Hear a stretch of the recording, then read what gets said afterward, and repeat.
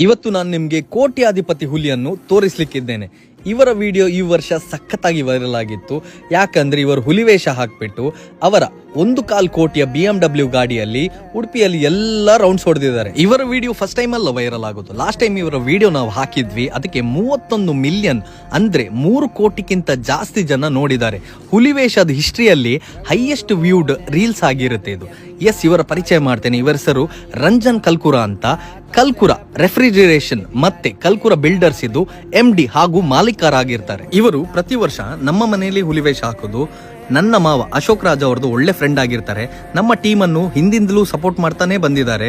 ಈಗ ನನ್ನ ಮಾವ ತೀರೋದ್ಮೇಲೆ ಇನ್ನೂ ಜಾಸ್ತಿ ಸಪೋರ್ಟ್ ಮಾಡ್ತಾ ಇದ್ದಾರೆ. ಒಂದು ದೊಡ್ಡ ಮಿಸ್ಕನ್ಸೆಪ್ಷನ್ ಇದೆ, ಹುಲಿವೇಷ ಖಾಲಿ ಬಡವರ ಹಾಕುದಂತ. ಫಿಲ್ಮ್ ನೋಡ್ಬಿಟ್ಟು ತುಂಬಾ ಜನ ಈ ತರ ಅನ್ಕೊಂಡಿದ್ದಾರೆ. ಇದು ಆಕ್ಚುಲಿ ದೊಡ್ಡ ಸುಳ್ಳು.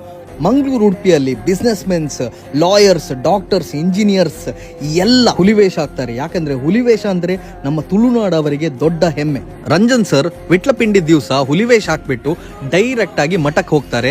ಅಲ್ಲಿಯ ಮೊಸರೊಡಿಕೆಯಲ್ಲಿ ಇವರು ಪಾರ್ಟಿಸಿಪೇಟ್ ಮಾಡ್ತಾರೆ. ಮೊಸರೊಡಿಕೆಯ ಮೆರವಣಿಗೆಯಲ್ಲಿ ಇವರೇ ಒಂದು ಸೆಂಟರ್ ಆಫ್ ಅಟ್ರಾಕ್ಷನ್. ಅಷ್ಟೇ ಅಲ್ಲ, ನೈಟಿಗೆ ಇವರ ಕೃಷ್ಣ ಸ್ಟೇಜ್ ಅಂತ ಇರುತ್ತೆ. ಈ ಸಲ ನನ್ನ ಜೊತೆನೂ ಸಖತ್ತಾಗಿ ಸ್ಟೆಪ್ ಹಾಕಿದ್ದಾರೆ. ನಾವಂತೂ ಇವರ ಸ್ಟೇಜ್ ಅನ್ನು ಮಿಸ್ಸೇ ಮಾಡಲ್ಲ. ಇಲ್ಲಿ ಬಂದು ಪರ್ಫಾರ್ಮ್ ಮಾಡಿದ ಎಲ್ಲ ಟೀಮಿಗೆ ಇವರು ಧನ ಸಹಾಯ ಮಾಡಿಬಿಟ್ಟು ಪ್ರೋತ್ಸಾಹಿಸ್ತಾರೆ.